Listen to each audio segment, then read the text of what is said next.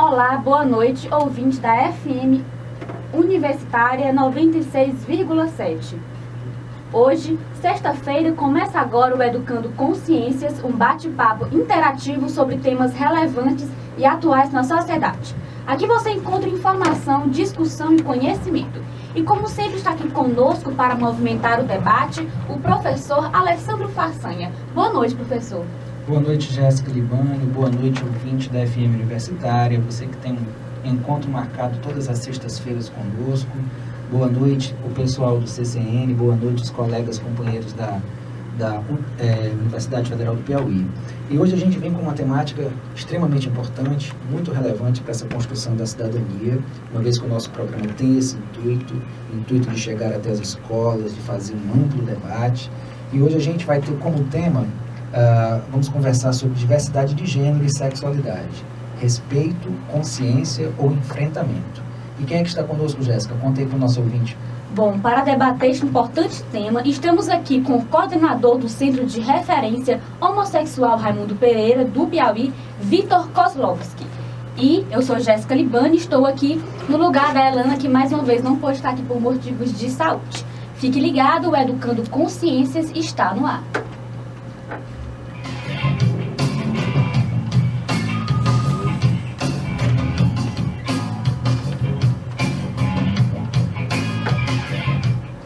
Bem, então, retornando agora com o programa de fato, primeiramente agradecer ao Vitor Kozlowski, é isso, Vitor? Isso. Agradecer a sua presença, que muito prontamente nos atendeu quando a gente convidou. E como a Jéssica já falou, ele representa a coordenadoria, é isso? O Centro de Referência LGBT. O Centro de Referência LGBT. Vitor, na verdade nós já estamos nessa temática de gênero desde a semana passada. Obviamente começamos com uma questão sobre a misoginia, sobre o papel da mulher, o machismo, porque infelizmente nós vivemos ainda uma sociedade muito desigual nessas questões. A equidade de gênero ainda é infelizmente algo utópico nesse sentido. E alguns dados eles demonstram que a nossa cidade de Teresina, o nosso estado do Piauí, melhor dizendo, né, é um estado ainda muito marcado pelo machismo, muito marcado pelo tradicionalismo, pelo patriarcalismo, e obviamente todas essas questões elas levam para a violência, descambam para o preconceito, de modo que nós temos muitos dados da Secretaria de Direitos Humanos, por exemplo, que mostram, do estado, que mostra, por exemplo, que no Piauí é muito propício o processo de violência. Dentro do contexto nacional, Piauí ocupa hoje, infelizmente, o segundo lugar em relação ao índice de violência contra os homossexuais. E, obviamente, você, além de militante, representa aqui uma instituição. Eu gostaria de que você colocasse para nós como é que você percebe essa realidade em relação às políticas de enfrentamento, que ações podem, devem e são feitas. Muito boa noite. Bom, então, boa noite, né, aos organizadores, aos participantes e ouvintes também. Assim, interessante colocar, antes de dizer realmente, debater sobre a temática, né, e sobre esses dados, que hoje eu vi um pouco de uma ambiguidade. A nível de Estado, realmente estou o coordenador desse Centro de Referência LGBT, que é vinculado à SASC, dentro da Diretoria de Direitos Humanos. Esse é o nosso organograma. Dentro da SASC, tem essa Diretoria de Direitos Humanos e este Centro de Referência LGBT. Além disso, hoje também estou presidente do Conselho Municipal LGBT. E aí eu já represento lá, a nível municipal, a sociedade civil organizada. Então, é complicado dizer que você representa duas entidades, mas realmente são esferas diferentes, né, de governo, então até não tem nenhuma complicação para isso. Afinal de contas, tem outras pessoas que podem apoiar e também participar dessas representações. Mas a fala realmente parte das ações implementadas através do Centro de Referência LGBT Raimundo Pereira. E, assim, a partir desses dados que apontam realmente, né, na região Nordeste e, sobretudo, Piauí e Teresina, com índices negativos de discriminação em razão de orientação sexual e identidade de gênero, nós vemos um paradoxo mesmo, porque existem diversas ações de visibilidade, de ampliação né, desse debate, porém ainda se mantém, né, todos esses índices negativos. Não consegue se realmente, ao tempo que se avança, também tem algumas barreiras, desafios que se mantêm. Jéssica, você enquanto estudante de jornalismo, né, nossa produtora do programa, mulher nesta sociedade machista, mulher nesse contexto de violência, como é que você vê isso à luz da academia, à luz do curso, não de jornalismo, mas de um curso inserido dentro de um contexto de universidade? Como é que você percebe essas questões? Você, por exemplo, já presenciou alguma violência, mesmo que seja uma violência simbólica em relação a essas? Eu vou colocar aqui como minoria. Se eu estiver errado em qualquer conceito, por favor, vocês também me corrijam, tá? Não, eu acho que tem problema em dizer que é uma minoria no que se refere a quantitativo populacional. Inclusive, pessoas heterossexuais, dentro do que das pesquisas que sugerem que LGBTs são minoria, heterossexuais também são minoria. Certo. É isso que a discussão ainda não consegue avançar nesse sentido. Eu faço questão assim sempre de reiterar, porque eu acredito que dentro da construção, não só da identidade, mas da afirmação das temáticas, né, das questões, essa questão da nomenclatura, da taxonomia, ela é importante. E você, Jéssica, como é que você percebe isso dentro desse contexto?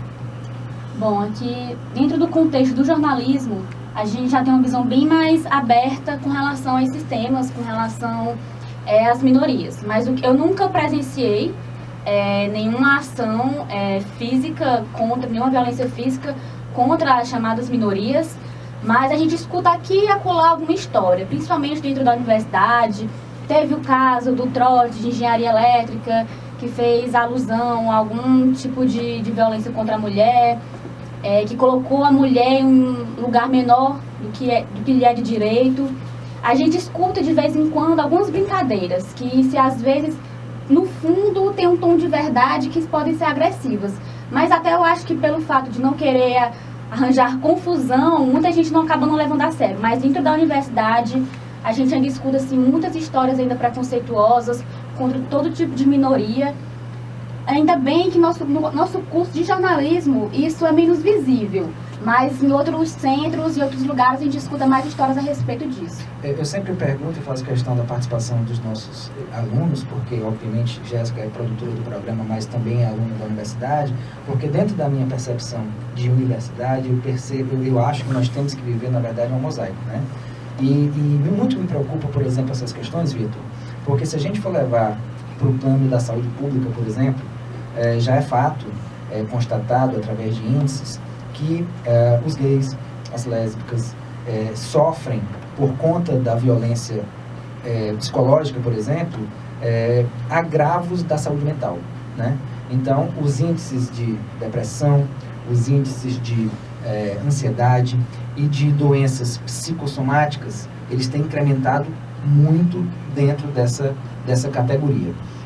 Como é que você percebe esse adoecimento? Porque esse adoecimento, se a gente for pegar, por exemplo, dentro de uma luz antropológica, apesar de eu não ser antropólogo, mas me baseando aqui, por exemplo, nos conceitos do professor Luiz Motti, ele coloca que a sociedade está doente. E a sociedade está doente, obviamente, em várias questões. Mas muito me preocupa quando ela adoece nesse sentido do respeito, do convívio, né? Porque nós somos uma sociedade diversa em vários aspectos, não só na sexualidade. E, infelizmente, a sexualidade é levada até certo ponto de importância que uma simples propaganda, um simples apelo midiático, por exemplo, de uma novela, causa um rebuliço, causa uma endemonização da sua opção. Não sei também se é opção, mas depois, se não for, você também, por favor, me corrija. Como é que você percebe isso? E esses casos, eles chegam até o centro de referência, as pessoas buscam, através de vocês, ajuda, auxílio nesse sentido? Bom, voltando realmente aos dados que você apresentou bem no início, né, que colocam Piauí, em especial Teresina, entre os piores índices a nível nacional, os dados atuais são organizados pelo Grupo Gay da Bahia, né, que é a organização LGBT mais velha do Brasil, em funcionamento, já tem mais de 30 anos. E aí o próprio Luiz Motti grande antropólogo e cofundador desse grupo, é a nossa principal referência a nível de Brasil enquanto militante. Porém, tem outras representações, outras organizações que também trabalham há bastante tempo o controle social, a promoção dos direitos humanos através das ações do movimento social. Bom, a respeito a partir desses dados, também tem os dados do Disque 100, que é hoje o principal mecanismo de denúncia no Brasil. E aí ele atende também a população LGBT. Os últimos relatórios da Secretaria de Direitos Humanos, que mantém através da Ouvidoria Nacional da República o Disque 100, colocam que para a população LGBT até 2012, o último relatório feito, um relatório de homofobia da própria Secretaria de Direitos Humanos, apontava mais de 9 mil violações de direitos, quase 10 mil, até 2011 e 2012. Dessa forma, também tem os relatórios falam quais são os estados que mais têm assassinatos, outros que mais têm denúncias, e dentro dessas denúncias, das violações de direitos, e aí apontando discriminação, o que mais é colocado é justamente a violência psicológica. E a violência psicológica ela tem diversas formas, né? Não somente as pressões, difamação, xingamentos, tem diversos recortes, calúnias da mesma forma. Porém, ela é a grande maioria das violações de direitos e aí das denúncias são de violência psicológica, que remete justamente ao que você falou. A população LGBT é sim acometida por diversos sofrimentos psicológicos, necessitando de uma política de saúde mental, por exemplo, que a contemplem a população LGBT, não uma política específica para esta população. Já existem políticas e diretrizes para a saúde mental que devem, de alguma forma, priorizar e garantir o recorte populacional LGBT na sua execução. Nesse contexto, a população está no nosso ouvinte fiel do Educando Consciências, as pessoas que fazem parte do contexto acadêmico e extra-acadêmico, que um dos avanços, pelo menos dentro da minha perspectiva, foi a possibilidade de se usar o nome social. Eu acho que isso, isso tem uma relação íntima com a construção de identidade. Enquanto professor, hoje um professor universitário, mas antigamente professor da Escola de Educação Básica, eu sempre pratiquei esta ação, independente de regulamentações, independente de normatizações. Dentro da minha visão educadora, eu acho que há questões que vão muito para além das normas, né? E sempre que me era solicitado pela pessoa, professor, eu quero ser chamado desta forma, isso era prontamente atendido. Mas, infelizmente, isso não é uma prática comum de todo mundo. Então, foi necessário eu vou colocar aqui como uma normatização para isso, uma sugestão, uma indicação. Hoje, dentro dos muros da Universidade Federal do Piauí, isso é garantido, né? Foi uma luta conquistada, inclusive através do Diretório Central dos Estudantes, e eu gostaria de saber de você como é que isso se dá na sociedade de uma forma geral, e obviamente você também é estudante da Universidade Federal do Piauí. Nós temos o prazer de tê-lo dentro do programa de pós-graduação de políticas públicas, né? Como é que você vê isso? Você acha que isso de fato está sendo respeitado? Óbvio que foi um avanço, mas até que ponto esse avanço precisa ser normatizado, regulamentado, precisa ser, vamos assim dizer, exigido, quando na verdade deveria ser construído? Bom, antes de dizer realmente esse ponto específico do nome social, é interessante entender realmente que a discriminação em razão de orientação sexual e identidade de gênero, a que chamamos de homofobia, aí entendendo também lesbofobia, né, discriminação em relação às lésbicas, né, mulheres lésbicas, e também a transfobia em relação às pessoas travestis e transexuais, faz parte da estrutura, realmente, da nossa estrutura. Então, existe homofobia, transfobia e lesbofobia, individual, cultural e também institucional. Então, o enfrentamento dela através das políticas, projetos, ações e planos. Bom, ainda mantendo-se na área da saúde, por exemplo, a respeito do nome social, existe hoje a Política Nacional da Saúde Integral da População LGBT. Essa política deve ser implementada através de plano operativo nos estados e municípios. E um dos objetivos principais é justamente conseguir, né, que seja respeitado em toda a saúde pública, né, ou seja, respeitado no SUS, o registro e o uso do nome social de pessoas travestis e transexuais. E justamente como você falou, que já faz né, no seu dia a dia, na sua rotina, independente dessas orientações. E na UFP isso é um imenso ganho. São poucos os estados que mantêm.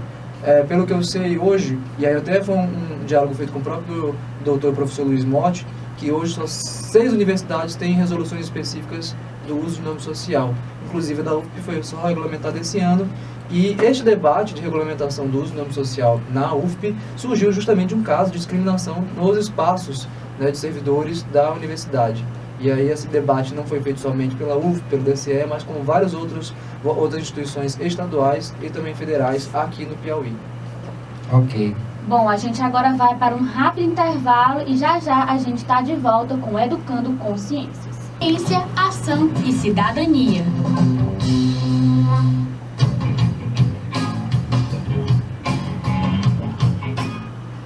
Bom, ouvinte, estamos de volta com Educando Consciências. E hoje o nosso quadro Educando em Casa, ao invés das dicas de costume, a gente quer trazer aqui o nosso repúdio a um fato deplorável que ocorreu em nosso estado, um estupro coletivo seguido da tentativa de homicídio de 4 adolescentes na cidade de Castelo do Piauí. Portanto, fica aqui registrado o nosso repúdio a essa barbaridade e a nossa solidariedade a essas adolescentes e aos seus familiares. Exatamente. Inclusive, infelizmente, nos chegou a notícia, quando a gente estava em off, o Vitor colocou que uma das vítimas já foi a óbito. Infelizmente, uma barbaridade sem precedentes na história desse estado. E para a gente afirmar de fato esse repúdio, não só a essa violência, mas a qualquer outra forma de violência, eu gosto de uma frase da Hannah Arendt, que ela diz o seguinte: a essência dos direitos humanos é o direito a ter direitos. Porque, obviamente, há um discurso muito massificado sobre a atuação dos direitos humanos e deturpado. As pessoas mais reacionárias da sociedade colocam os direitos humanos apenas numa visão, como eu já falei, deturpada, de que ele acolhe os infratores, o que é, obviamente, totalmente equivocado. Os direitos humanos, eles garantem, entre outras coisas, o combate à xenofobia, o combate à homofobia, o combate a qualquer tipo de discriminação e a garantia, obviamente, aos direitos que foram conquistados humanamente. Dentro de uma ação desumana dessa, como é que você percebe essas questões hoje? Bom, né, dentro do nosso próprio papo, deu para perceber realmente que a gente indicou, né, e ainda reafirma os próprios dados, índices e estudos que colocam, infelizmente, né, a região Nordeste ainda como uma região que não precisa falar só do Nordeste, mas ela que ainda sim tem maiores índices do que o próprio resto do país, de machismo e de sexismo. E fazendo recorte, né, dessa violência em específico voltada às mulheres lésbicas e principalmente também vivenciam, por exemplo, o estupro corretivo. Não dá, por exemplo, por esse infeliz caso que aconteceu em Castelo do Piauí, dizer realmente qual foi a motivação, né? Já existe alguma coisa que a polícia está acompanhando, porém, a nível de Brasil, e não somente no Brasil, mas existe uma movimentação vinda do próprio movimento específico de mulheres lésbicas e bissexuais, em que hoje, né, infelizmente, ocorre muitíssimo, e aí não tem grande registro nesse sentido para poder reafirmar, né, de forma melhor acertada, que sim, existe, por exemplo, a prática de estupro corretivo voltadas, infelizmente, para mulheres lésbicas e bissexuais. Então, sim, nós temos somente dados negativos nesse sentido. E nesse contexto, Vitor, o Centro de Referência, ele atua de alguma forma para amparar essas vítimas? Como é que, de repente, uma pessoa aqui em Teresina que tenha sido vítima de violência de qualquer tipo pode procurar o Centro de Referência? Como é que seria esse trâmite? Antes de dizer realmente esse trâmite, o Centro de Referência, né, ele foi criado junto com outros centros de referência a nível do Brasil, do Piauí, em 2006.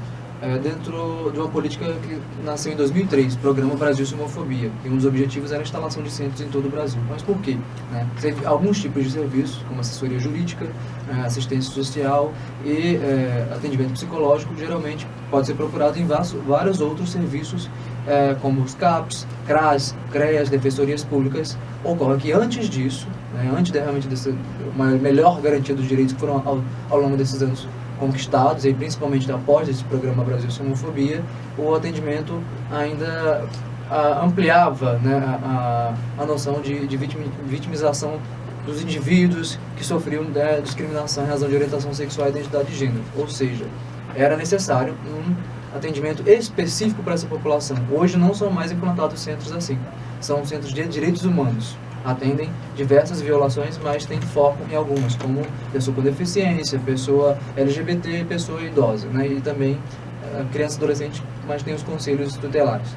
Bom, o Centro de Referência LGBT hoje, infelizmente, está sucateado. E aí é uma fala bastante tranquila, mesmo sendo o gestor dele, porque há alguns anos nós não temos os profissionais básicos para esse funcionamento, sem advogado e sem, atualmente, psicólogo.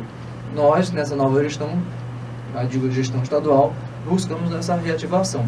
Porém, mesmo com esse sucateamento, nós compreendemos que não podia parar. E aí temos outras conquistas, como, por exemplo, a participação nossa bastante efetiva na elaboração do Plano Estadual LGBT, que das diversos setores, né, de governo tem ações específicas. Mas o Centro de Referência, assim como outros centros, recebe denúncias do Disque 100, né, também se articula com outros órgãos para o encaminhamento dessas denúncias. Uma forma de afirmar a identidade e o respeito, dentro da minha percepção, é a gente também positivando algumas ações. É a gente valorizando, respeitando e reconhecendo.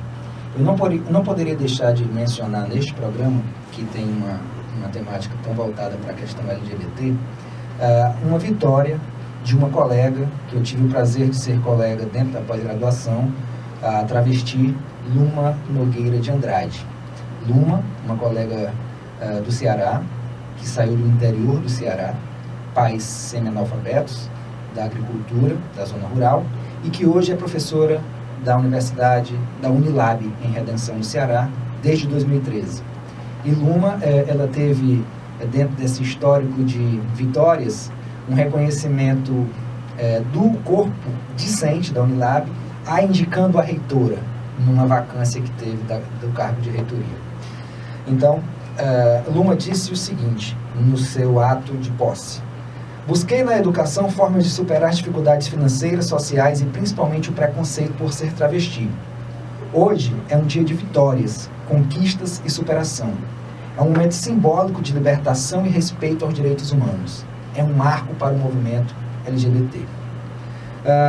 Como o nosso programa está chegando ao fim, o nosso tempo não é reciclável, eu gostaria que você, pegando esse mote da Luma, essa fala da Luma, fizesse aqui as tuas considerações finais, e nós aqui reafirmando o Educando Consciências enquanto programa, enquanto instituição afirmativa dos direitos humanos também.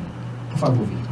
Bom, assim, trabalhando na gestão, mas principalmente um olhar de quem trabalha na militância, faz controle social, na promoção dos direitos LGBT, o mais importante para nós hoje realmente organizar a política pública para essa população. E aí existe a nível estadual um plano estadual LGBT, e em Teresina, o Conselho Municipal, após as conferências conjuntas de direitos humanos, também fará um plano municipal para a população LGBT de Teresina.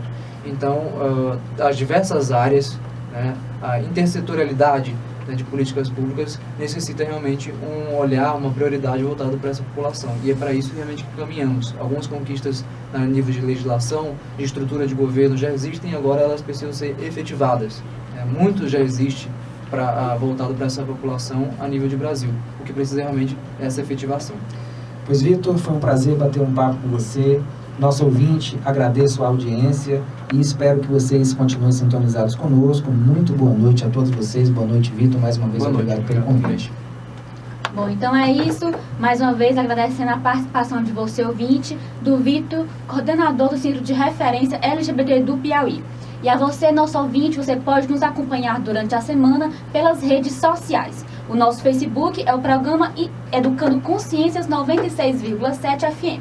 Nosso Facebook e Instagram, nosso Twitter e Instagram é @EducandoFMUFP. Acompanha também o nosso canal no YouTube, o Educando FM Universitária. Lembrando ao ouvinte que a partir de terça-feira este programa estará na íntegra para ser acessado, replicado, multiplicado. Justamente, isso no nosso canal do YouTube, Educando FM Universitária. Então, Educando Consciências fica por aqui. A todos, mais uma vez, uma boa noite, um ótimo fim de semana. Continue sintonizados aqui na programação da FM Universitária e fiquem agora com a música de encerramento Super-Homem, a canção de Gilberto Gil. Até o próximo programa e tchau, tchau.